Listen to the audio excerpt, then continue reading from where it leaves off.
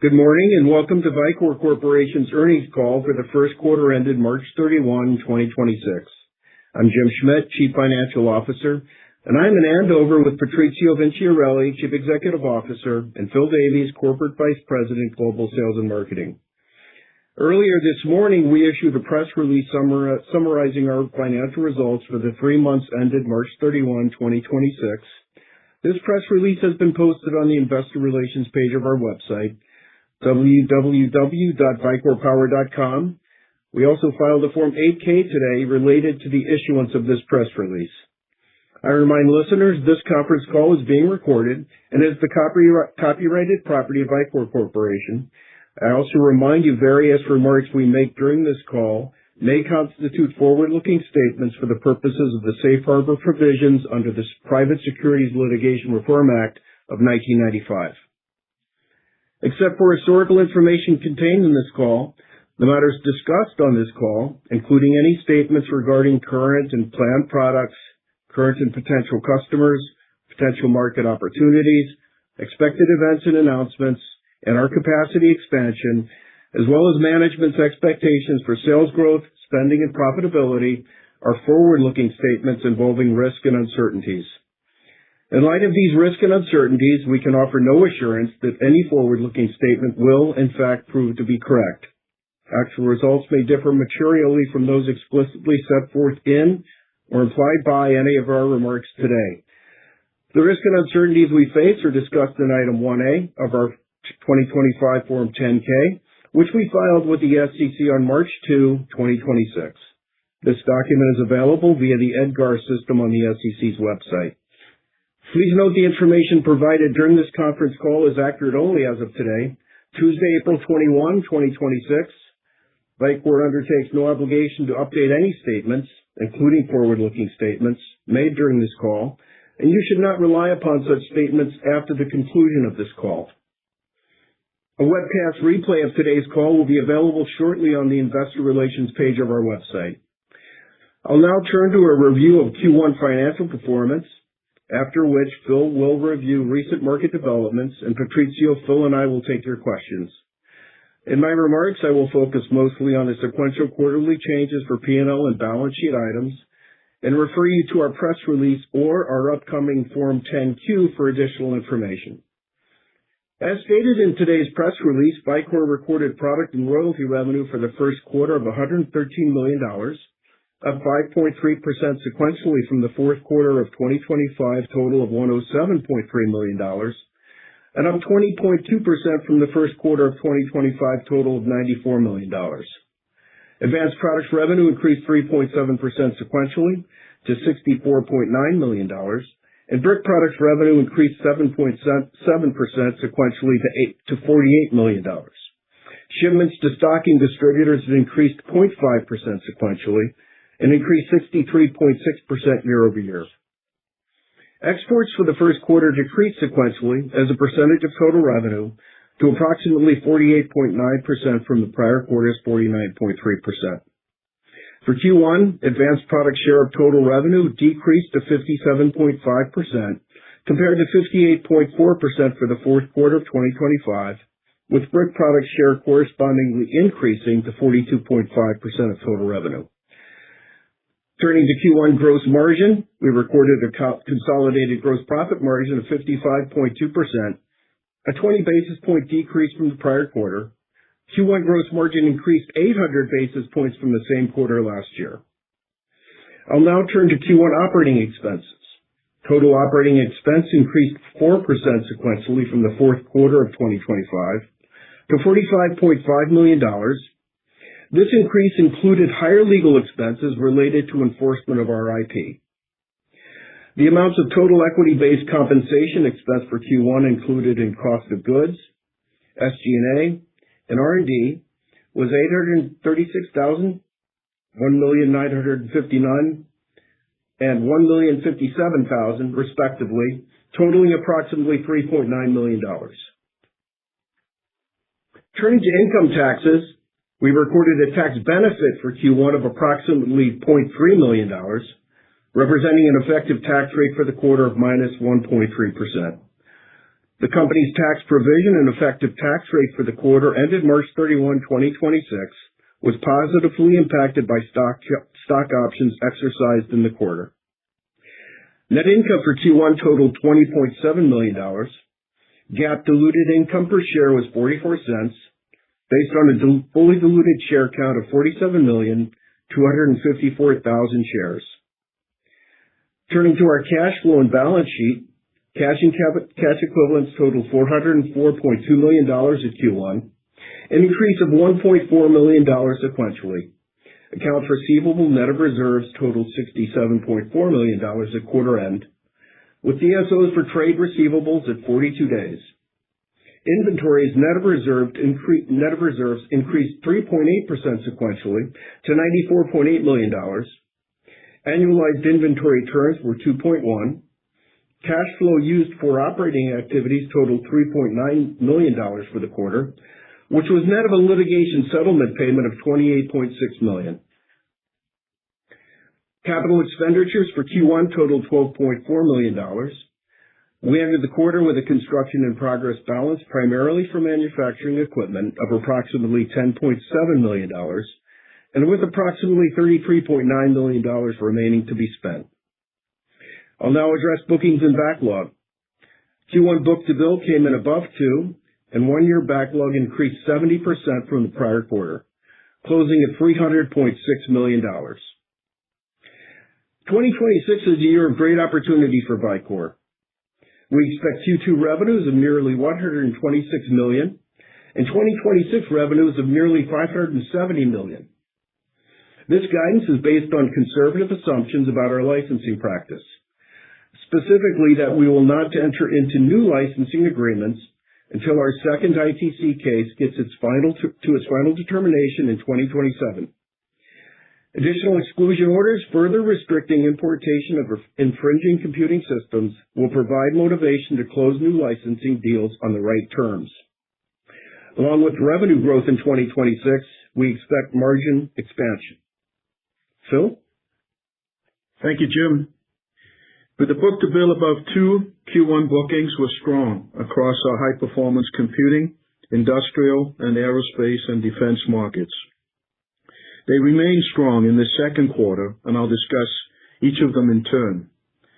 Our lead computing customer is continuing a steep production ramp of its wafer scale engine with best-in-class AI inference performance.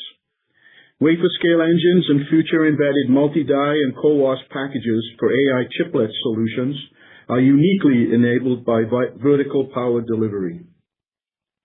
Further advances in AI performance are about to be enabled by Vicor's second generation VPD solution with 3 amps per square millimeter current density and a current multiplication factor of up to 40 in a 1.5 millimeter thin package. Per my Q4 comments, engagement with other HPC customers for second generation VPD solutions will follow the generational transition by our lead customer. With capacity in our first chip fab earmarked for existing strategic customers, we will continue to be selective as we add additional customers.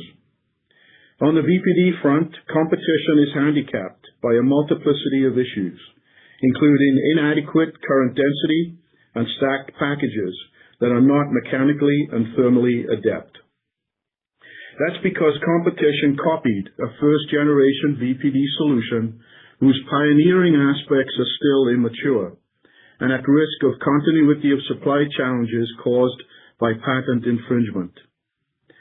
Our broad industrial market, which is supported by our global distribution partners, had a strong first quarter, and our top 100 industrial OEMs in the automated test and semiconductor manufacturing equipment markets continue to benefit from the AI data center build-out with strong order placement. We are also winning next-generation platforms with earlier generation and new factorized power system solutions. Our current multipliers supplying high power to ASIC and memory test heads and pin electronics remain unchallenged in terms of current density, low noise, and thin packages. Geopolitical developments have been a key driver of our aerospace and defense business in recent quarters. Increases in spending as a percentage of GDP and replenishment of defensive and offensive systems supports the growth of this market. Our objectives, goals, and strategies for 2026 remain unchanged, with a focus on a portfolio of 100 customers globally across 4 market segments. Future growth opportunities will require capacity expansion, including a second fab. Our combinatorial strategy of being the power system technology innovator and an IP licensing company is delivering results. With that, we'll take your questions. Thank you. As a reminder, to ask a question, please press star 11 on your telephone and wait for your name to be announced. To withdraw your question, please press star 11 again. Our first question comes from the line of Quinn Bolton with Needham & Company. Your line is now open. Hey guys, congratulations on the nice results and outlook. I guess I wanted to start with just the assumptions you're making around 2026 for the IP licensing business. Looks like royalty revenue in Q1 was about $15 million or about $60 million annualized. I know you're not assuming any additional or new licenses signed, but where do you see royalty or licensing revenue this year as part of that 570 guidance? The 570 guidance includes royalties, which would increase somewhat based on existing licensing agreement. But in terms of providing, in effect, safe guidance, we thought it would be best to set aside any opportunity with respect to, if you will, early deals relating to current actions. So our working assumption for guidance purposes is that we're not going to have any until we get to final determination on our second case next year, but it could be that we do get some ahead of that time frame. Understood. And then, Patrizio, last quarter, you seemed pretty confident that the utilization in Andover would approach 80% by the end of 26 or early 2027. Looks like you're on a strong product ramp, but are you still sort of comfortable or still expecting utilization to sort of achieve those levels that you discussed last quarter? Yes. In absolute terms, with respect to product revenues, what has transpired since we last spoke on this topic is that we actually have a significant level of elasticity with respect to expansion capacity within the Federal Street facility. That's giving us a little bit more flexibility with respect to the timing and choice of the location for the second fab. So to get a little bit more specific, we've seen an opportunity for relatively significant expansion capacity. It could be as much as 50% above what had been planned to be supported in terms of annual revenues out of the Federal Street facility. So that gives us cushion with respect to timing, which we're putting to good use in terms of the choice of a location. And to give you a little bit more flavor with respect to that, we've also come around to focusing on existing buildings as opposed to a piece of land because of the fact that with an existing building, we can execute much more rapidly in terms of capacity expansion. And part of the strategy with respect to getting more out of the Federal Street facility is to selectively source outside of that facility, some of the process steps that can be more easily relocated. So that should give you the picture with respect to both the capacity utilization and the plans with respect to capacity expansion. Sorry, Patrizio, just a quick clarification. Did you say that in the first Andover facility, you would be outsourcing some manufacturing steps either to third parties, or would that be to the second chip fab? It would be to an interim location for the second chip fab, but this would still be totally within Vicor control. But there are process steps that can be easily located in a nearby building. And that's part of the plan to extend capacity of the Fell Street facility. Understood. Thank you. I'll get back in queue. Thank you. Our next question comes from the line of Justin Clare with Roth Capital Partners. Your line is now open. Hi, good morning. Thanks for the questions here. So, I think first off, you mentioned engagement with additional VPD customers, I think could follow the generational transition for the lead customer from Gen 4 to Gen 5. Was wondering if you just provide an update on the anticipated timing of that transition. I think you had previously been looking for the second half of 2026, and then so trying to get a sense for when the potential orders with additional customers could be and what the revenue timing might be. Yeah. So the generational transition we're referring to here, it will be enabled in the second half of this year. And we expect a ramp to begin before the end of this year with respect to that next generation capability with the lead customer. And we will follow that with additional customers for second gen VPD solution. As Phil pointed out earlier, we are planning for the increments of capacity that we're going to have available to support opportunities that are, as in the case of a lead customer, long-term strategic to Vicor. And fundamentally, in spite of capacity expansions, we expect to remain capacity constrained for a substantial time frame.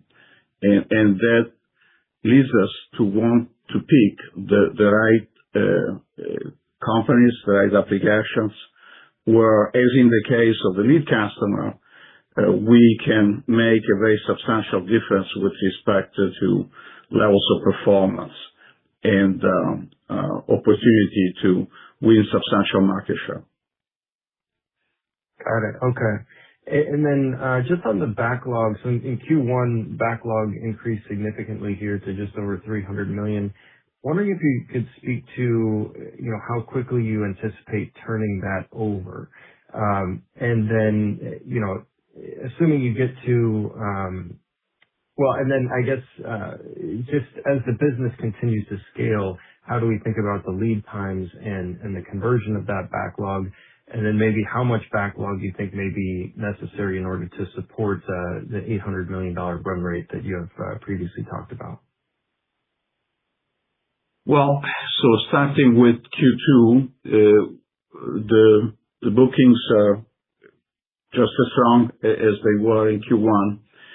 So we expect to, once again in Q2, have a very strong book-to-bill. So the backlog is going to keep building up as we step up the revenue levels and capacity utilization as the year progresses. Phil, do you have... No, I think the question was the existing backlog. I mean, that rolls pretty much over the next 12 months. That's how we recognize it. So, yeah. Got it. Okay. And Justin, any backlog we quote, the bookings we quote, it's always a 12-month window. Yeah. Got it. Okay. And then maybe just one more on the capacity. So you're talking about expanding capacity at Fab 1. How much capacity do you anticipate adding? What level of revenue do you think could be supported by the first fab? And then I think you had talked about this a little bit in terms of the potential size of Fab 2, but I'm not sure I caught it. So maybe just what revenue level could be supported by the second fab? So you might recall in the past, we had earmarked capacity out of Fab 1 at roughly $1 billion per year run rate. We see a way to get that to at least $1.5 billion at this point. And that's coming out of a combination of initiatives. We've identified with certain process steps that have been historically capacity limiting overall, opportunities to get to a shorter cycle time and increase capacity with those steps. So that's a key element of this capacity expansion plan. To complement that, as I mentioned earlier, we see opportunities with process steps that are not as critical and which can be easily redeployed, an opportunity to redeploy them in an existing neighboring facility, again, as a stepping stone to the second fab, which has got a longer lead time in terms of what it takes to bring it to fruition.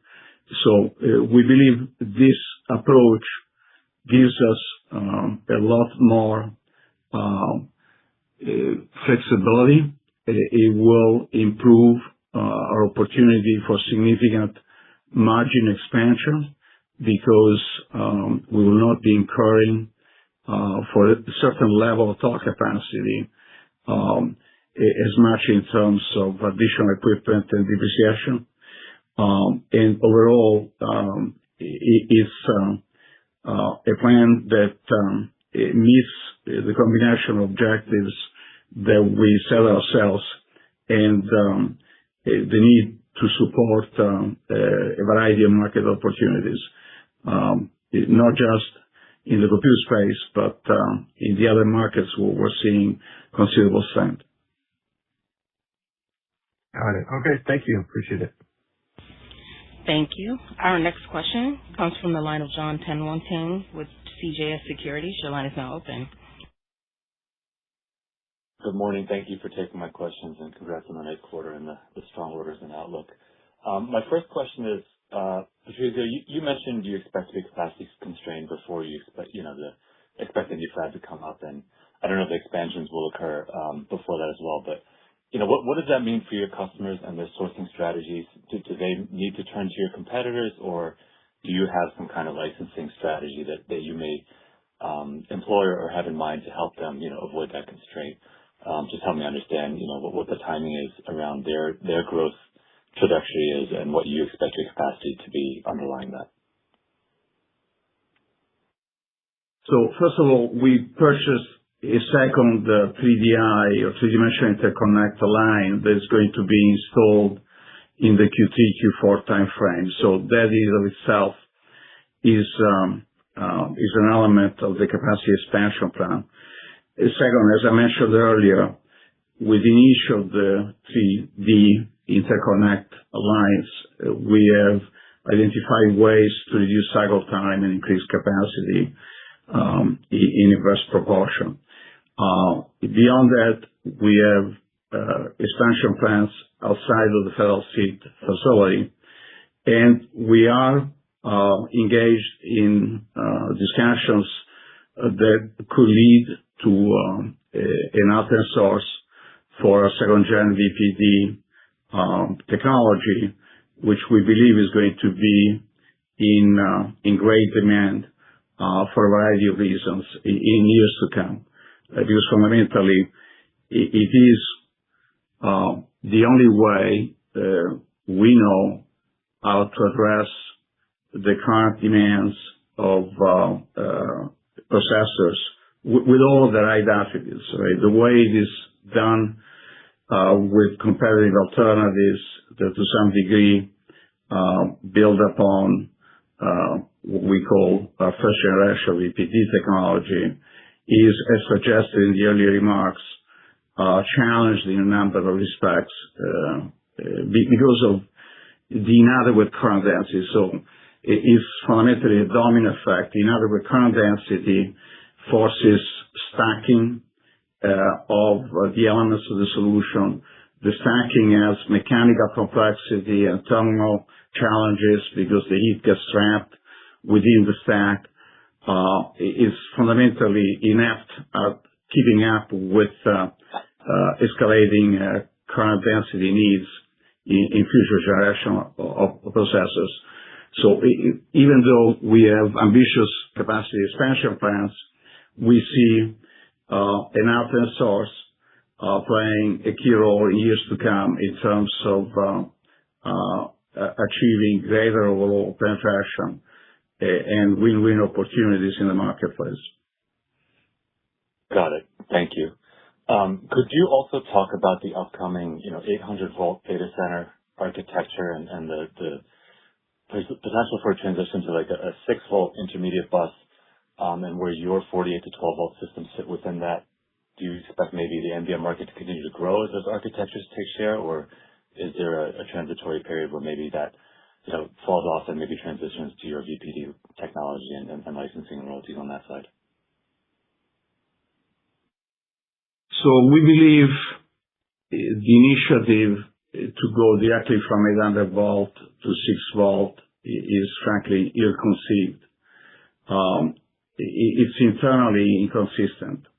And it's relatively easy to understand why. The logic of busing power at 800 volt is predicated on that power distribution being at a higher voltage, more efficient. And there's an opportunity to improve efficiency by a few percentage points through the use of an 800 volt bus. But inherent in that is the opposite effect at the other end of that proposed bus conversion step, because going all the way down to 6 volt, as you can imagine, relative to 48 volt, that ratio being essentially 8 to 1. You have to square that. So the square of 8 is 64x. So the position of changing power distribution next to the point of load down to 6 volts is fundamentally challenged by the extreme inefficiency of distributing any amount of significant power at 6 volts. You can only go short distances and retain some level of efficiency, but to some extent that's incompatible with an 800 volt bus not being safe, right? Because it can give rise to hazards. So there's a lot of challenges with that whole concept, and fundamentally it's a change in direction away from where the focus should be, which is at the point of load with respect to vertical power delivery. That's where the core challenge technically resides. And going off and trying to figure out how to save a few points out of 800 volt distribution, particularly when you combine that with a step all the way down to 6 volts, is, in my opinion, a bad idea.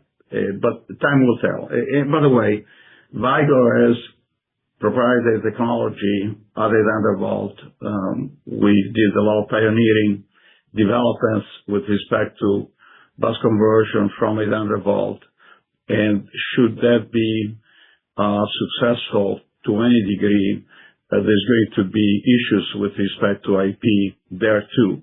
But in terms of your question as to what we expect to happen with that, we expect it to move forward, but we think it's a diversion from the real challenge, which is at the point of load, and in particular the point of load with respect to vertical power delivery.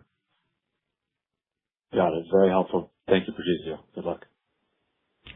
Thank you. Our next question comes from the line of John Dillon with D&B Capital. Your line is now open. Hi. Yes, guys. First of all, congratulations, especially on the bookings. Looks really good. Hey, I just wanted to go back to capacity for a minute. I want to make sure my numbers are right. If I heard correctly, you've got about $1 billion in capacity in your current fab. You can add another $500 million, but on top of that, you have bricks, and I would guess your bricks would be at least $250 million. So am I right in assuming that your capacity with this expansion in the current area is about $1.75 billion?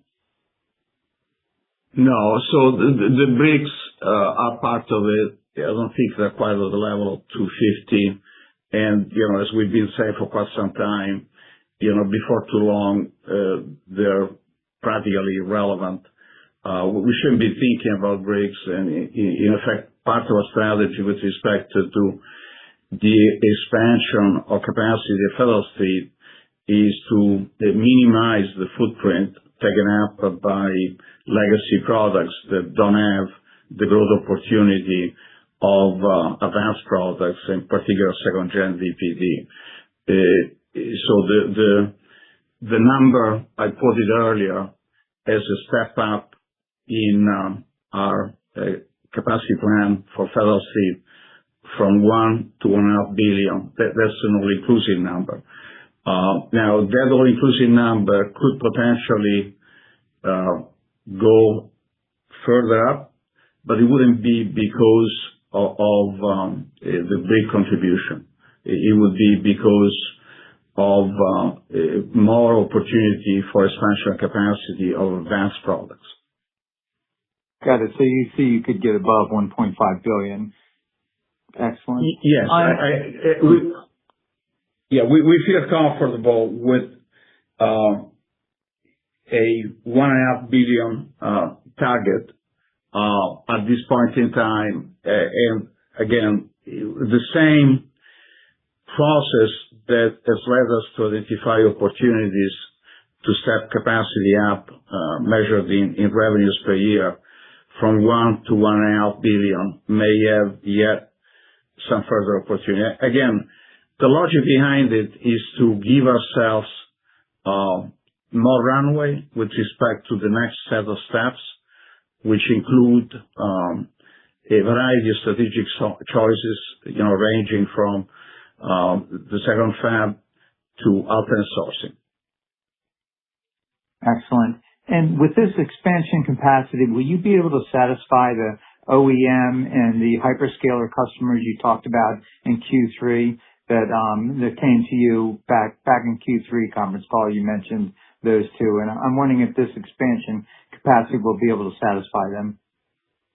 Yes.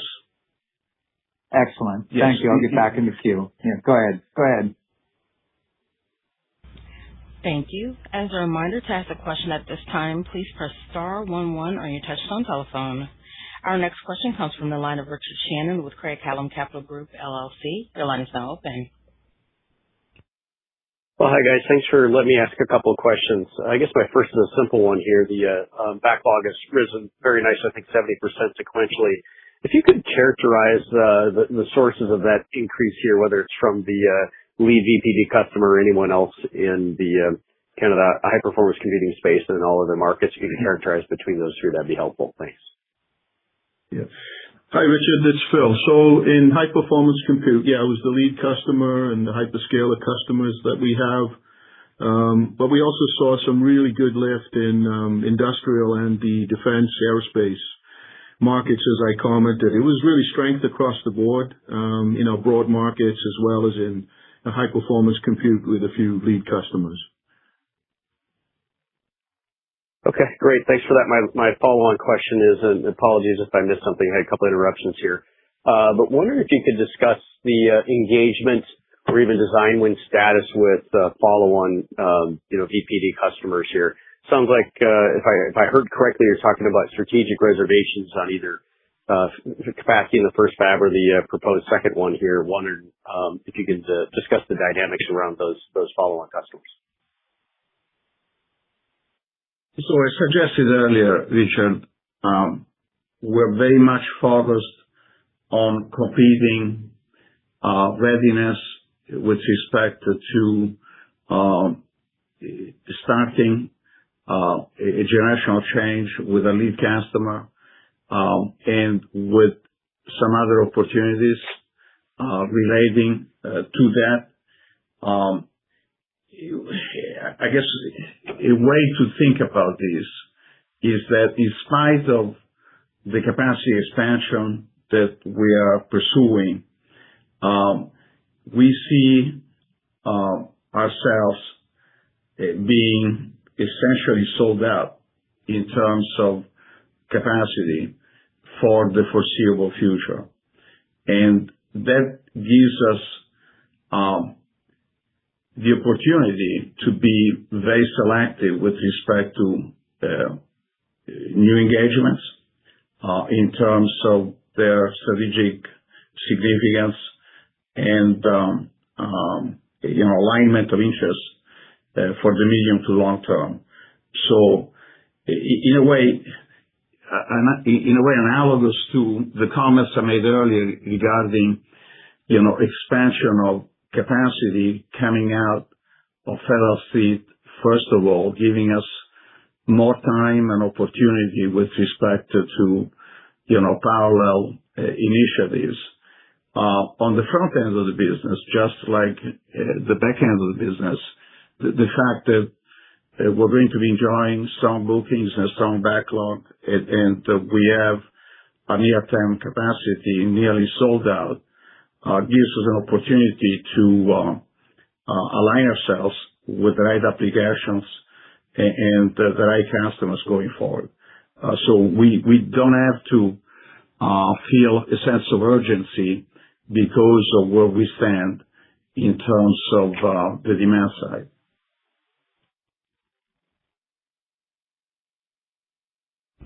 Thank you. Our next question is a follow-up from Quinn Bolton with Needham & Company. Your line is now open. Hey, guys. Thanks for the follow-up questions. Patrizio, just a quick clarification on the capacity expansion in Andover.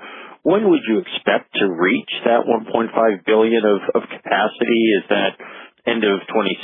Is it going to take into sometime in 2027? And then I've got a follow-up. Well, so I don't think we want to be that specific at this point in time. As I'm sure you know that because of changing circumstances, we achieved the necessary comfort level to provide guidance for revenues for this year. But as we get past that, there are still so many different scenarios that it would be unwise to become very specific. Beyond saying that we are plan to step up the capacity further, and we believe there is the market demand to use that expanded capacity as we get into 27 and beyond. Got it. Okay, that's understandable. And then I just wanted to come back. I think it was Phil that mentioned on the second gen VPD, your solutions are 1.5 millimeters high. I just wanted to clarify that.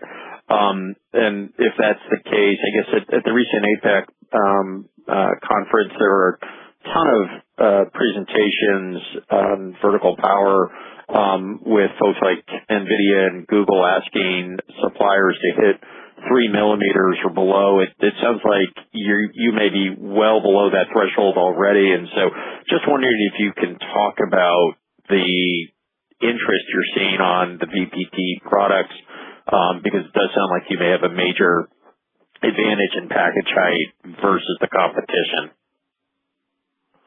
We do. And actually, it is even bigger than you might think for reasons I'm going to explain in a moment. It's not just that our solution is 1.5 millimeter thin, but as Phil pointed out in his prepared remarks, it's that combined with the fact that our solution provides 40x current multiplication. And it does all of that with 3 amps per square millimeter current density. You need to really, in order to assess the figure of merit of a technology, you need to look at these 3 elements in combination. You can't just look at one. As an example, so-called integrated voltage regulators, IVRs, they can be even thinner than 1.5 millimeter, but they don't provide any meaningful current multiplication. They only step up the current by 2x, which is practically speaking useless in terms of efficient power delivery to the point of load. Because in order to deliver, let's say, 0.6, 0.7 volt, 2,000 amp, they would require a 1,000 amp feed, which is obviously extremely problematic. So it's not just thickness, it's thinness combined with current density and, most importantly, current multiplication. Because in order to have a VPD solution that is capable of supporting wafer scale or other kinds of advanced compute capabilities, you really need the combination of all these elements, not just one of them. Understood. Thank you, Patrizio. Thank you. Our next follow-up comes from the line of Jon Tanwanteng with CJS Securities. Your line is now open. Hi, thanks for the follow-up. Jim, can you touch on the taxes in the quarter? What went into that tax rate, and then what rate can we expect going forward? And then I have a follow-up after that. Yeah, so when we closed fourth quarter, we reversed a significant portion of the valuation allowance, and our expectation was more or less that we would be in the range of 20%-ish in terms of an effective tax rate. What happened, John, in Q1 is that there was a substantial pent-up demand in terms of stock options that got exercised at a nice spread between strike and exercise price, and that's a tax benefit for us. So that's a one-time discrete item that doesn't get baked into the effective tax rate, and our feeling is that going forward, there'll still be that effect, which is a positive effect for us, but planning can be more in line with a 20% kind of a rate. Perfect. Thank you. And then, Patrizio, could you talk a little bit more, or maybe Phil, just about the demand from the defense and semi-test businesses? What percentage of revenue are they, number one?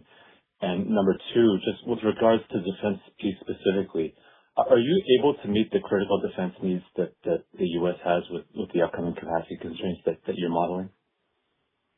I'm sorry, some of your words are muddled. Can you repeat the first question?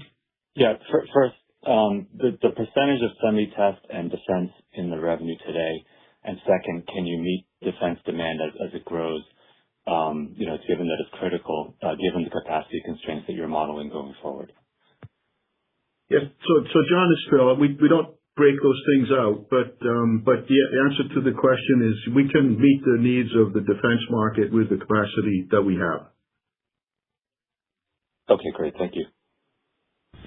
Thank you. Our next follow-up comes from the line of John Dillon with D&B Capital. Your line is now open. Yeah. I was just wondering, does Vicor have any vertical power licensing agreements that will generate revenue this year? So there may be opportunity of alternate sourcing of the second gen VPD technology, but this is not something that we're prepared to talk about today.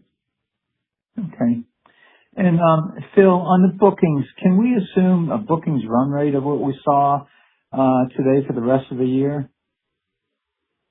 So John, I think the bookings are going to be well above one, like Patrizio talked about, but they're lumpy, so I don't want to be pegged to a particular ratio, but they're very strong going into Q2, and we'll say well above one. Thank you very much. Thank you. Our next question comes from the line of Don McKenna with DB McKenna & Company, Inc. Your line is now open. Yeah, Phil, could you give us an idea of what percentage of the backlog is attributable to your lead customer? Again, we don't break that out. They're an important lead customer for us, but they're not, the only major one. We've got a hyperscaler and big customers across industrial and defense and aerospace that are ramping, as well as just the broad market. So it's just general strength right now that's really good that we're benefiting from. Okay, thank you.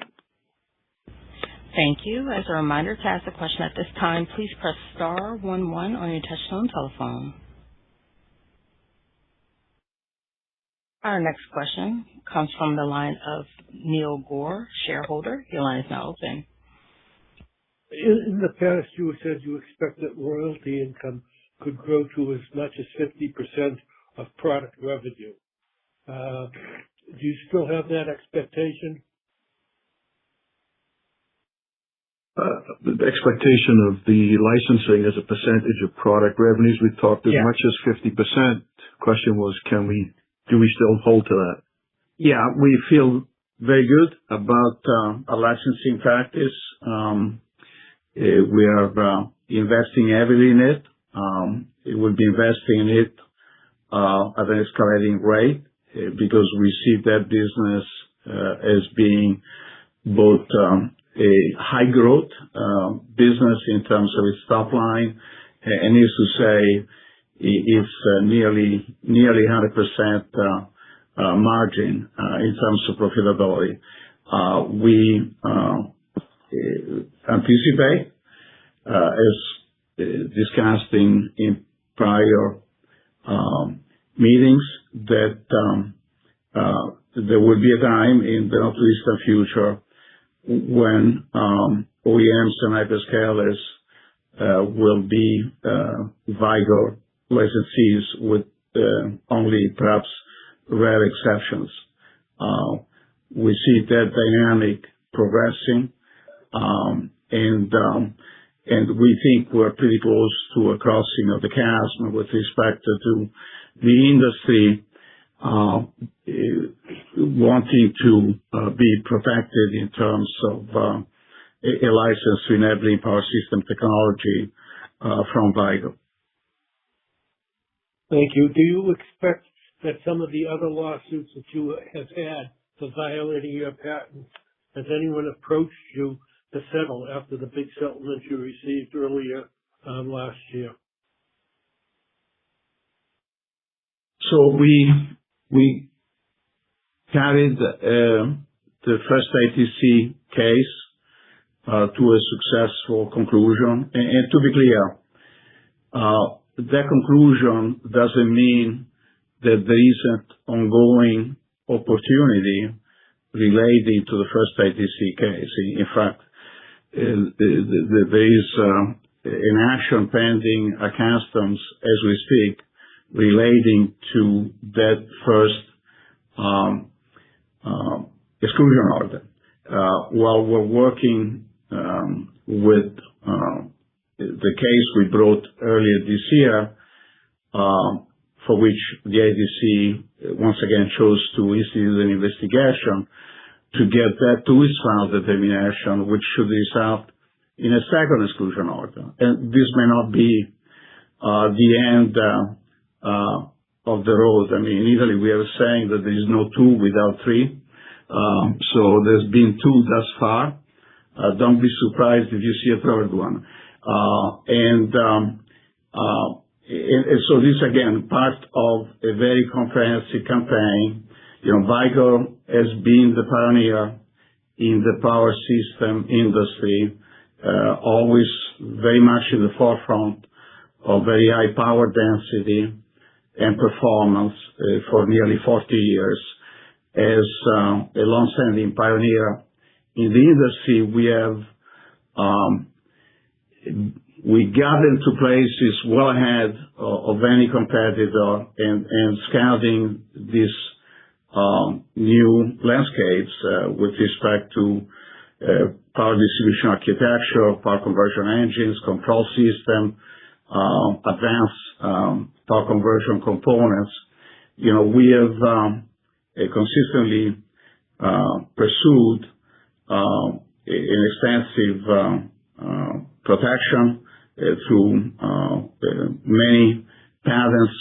And lo and behold, the industry, given demands in AI and with respect to other electronic systems, now is very much in need of those kinds of technologies that Vicor pioneers. So licensing is going to be an expanding portion of our business, a very significant one in its own right beyond our module maker through, again, unique fabs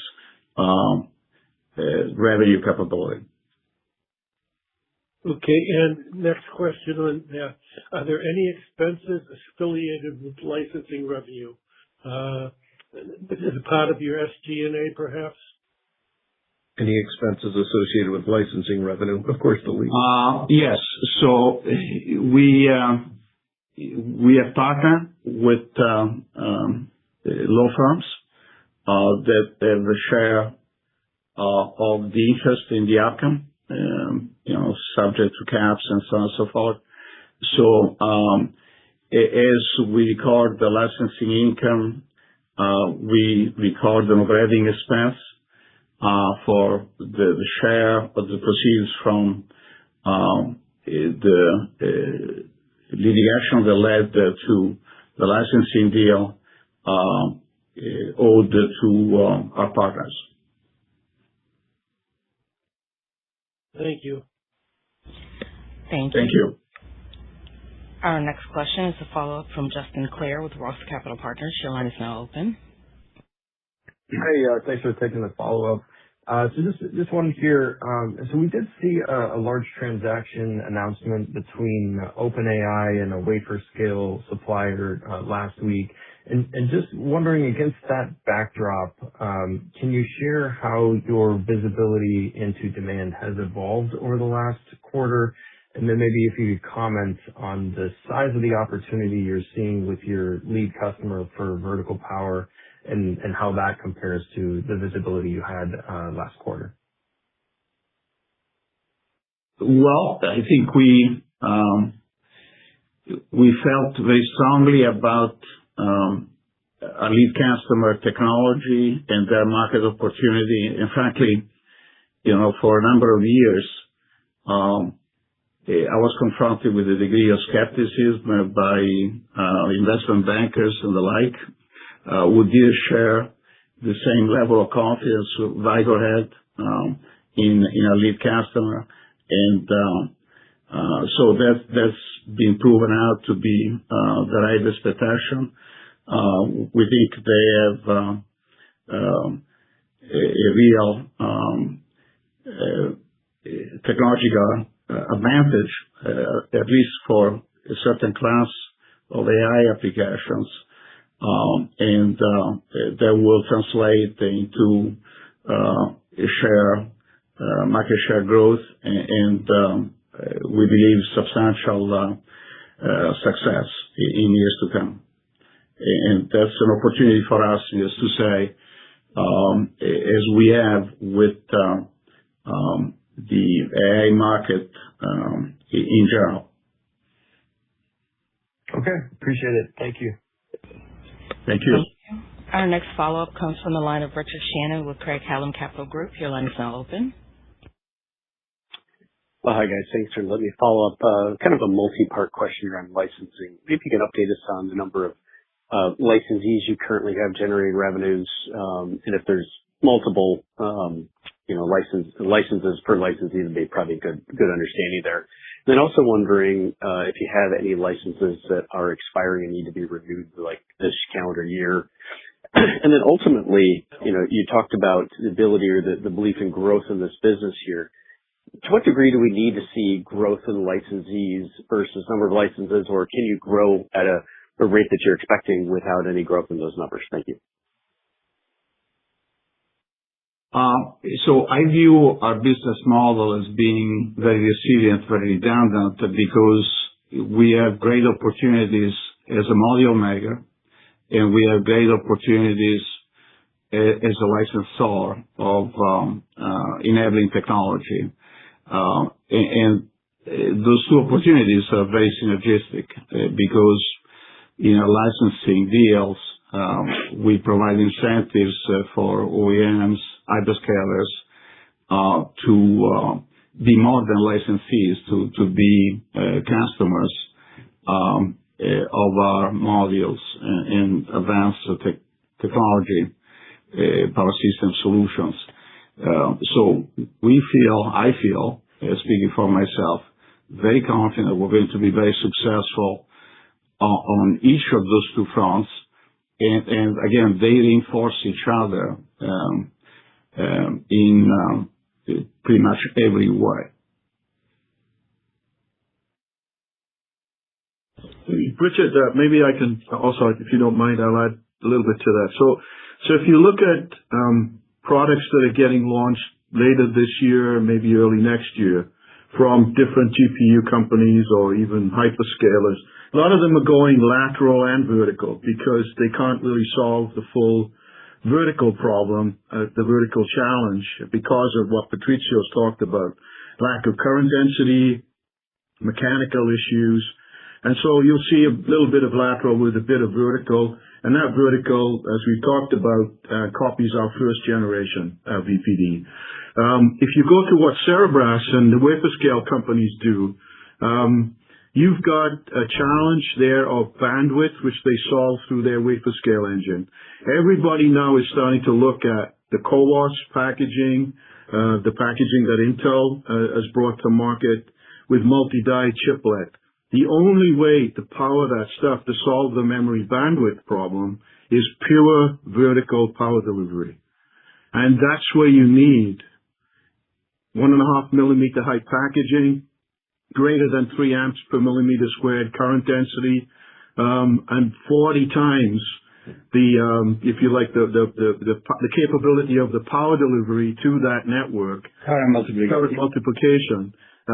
Where at 6 volts, you've got 64 times the power losses than at 48 volts. And at 2 volts, you've got 526 times the power losses for an IVR system. So you start to run into real fundamental issues here where the VPD technology, our second generation VPD technology, for these future technologies where we're going to focus on these strategic alignments where they really need the Vicor VPD, that's where we're headed. Again, the competition it tends to focus on one element, like current density, and they can make, some headway with respect to that element. But inherent in the architecture is a conflict among key elements of the solution where fundamentally you got to trade off one to make it a little better for the other when the right solution, the necessary solution, must involve all of these ingredients: high current density, high current multiplication, in a solution that is relatively thin. And by the way, we're not stopping at 1.5 millimeter, we're going thinner. So because as we get to power and package, it will need to be thinner, and with our technology, we can go a lot thinner. Thank you. Our last question comes from the line of Don McKenna with DB McKenna & Company. Your line is now open. This is a simple one, guys. I haven't been able to attend the annual meeting for the last few years because of a conflict of timing. And I'm hoping that you don't schedule it for the 20th of June this year. Well, the 20th of June is a Saturday, and so I'll let the cat out of the bag. The proxy's coming out soon. The annual meeting is Friday, June 19th. 19th, okay. Thank you very much. Okay, thank you. That's done. Thank you. This concludes the question and answer session. Thank you all for your participation on today's call. This does conclude the conference. You may now disconnect.